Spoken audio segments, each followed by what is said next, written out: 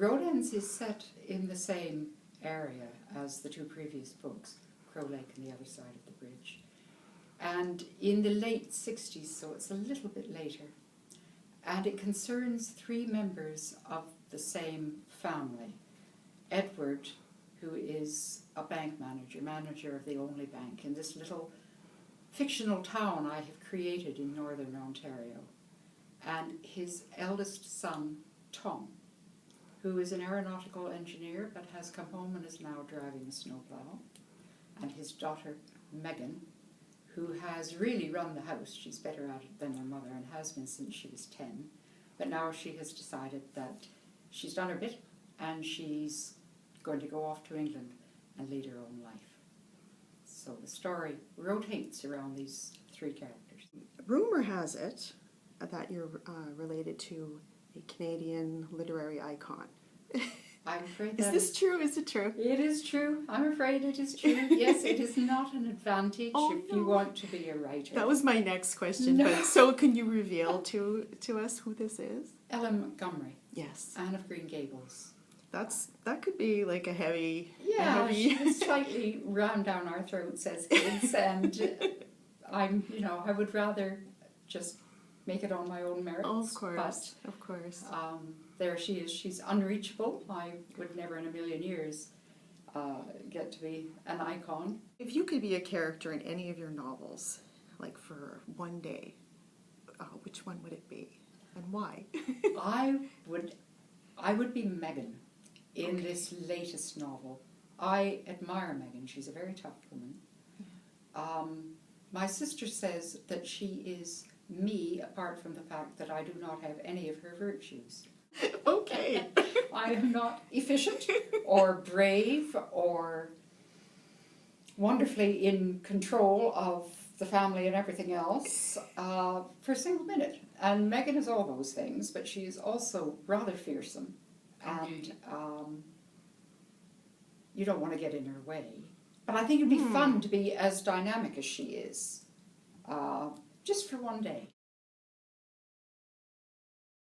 Yes, when I wrote Crow Lake, the first one, I had no idea that I would ever write a second. But I really loved writing it because it's set in northern Ontario, which is my own particular passion. I love that landscape. And it is very Canadian in theme, and I really enjoyed writing it. So when I decided to write another book, I didn't want to leave Crow Lake completely. So I set it in the fictional town of Struan, which in Crow Lake they say is 20 miles further south.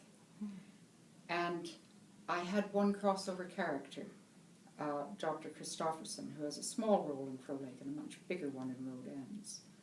But then when I came to write the third book, I thought, this one still is going to be set in that same area. There is more to say yet. And Dr. Christopherson comes into this one too. And two characters from Crow Lake make an appearance also. Okay. So although each book completely stands alone, you don't have to have read any of them. No, that's, yeah. There are characters who reappear in the different books, which is for my own personal pleasure and fun. I just enjoyed doing that. So you sort of get homesick for Yes. the first novel in a way. Yes, You keep revisiting that's right. it. Yeah. How do you think being Canadian and having a Canadian setting in your stories helps to shape your novels? Well, that's curious. I was not aware of being Canadian. I never gave it a thought for the 22 years that I grew up here. Because most of the time that you've spent is not here. Well, that's right. Until I left home, until I went to England, I was 22 then, I never gave it a thought. But once I got there, I found I was profoundly Canadian. Oh, that's interesting. When I married an Englishman, the assumption was by the Home Office that I would become British, and I found that I couldn't.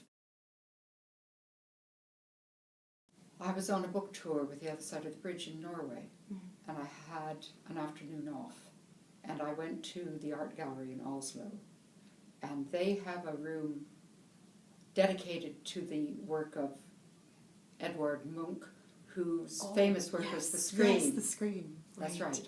Yeah. And there are several different versions of The Scream. that he did, which are in that room. And beside one of them, there was a little bit of blurb, and I read it. And it said, his two companions in the background appear to be unaware of his anguish. And I thought, wow, for a start, I had never noticed the two companions in the background. But when I looked at them, they were obviously not paying any attention to him. And he looks as if he's just about out of his mind. And I thought, supposing he had jumped, he looks desperate enough. What effect would that have on a friend who had failed even to notice his state? Sure, like being oblivious to Oblivious other to people's emotions. your or, best friend's trauma, if you like. That became the center for one of the three characters in Rodin's. Right. Tom, who is 25 when you meet him, and he is a qualified aeronautical engineer, but he's come back home and he's driving a snowplow. And you follow his story.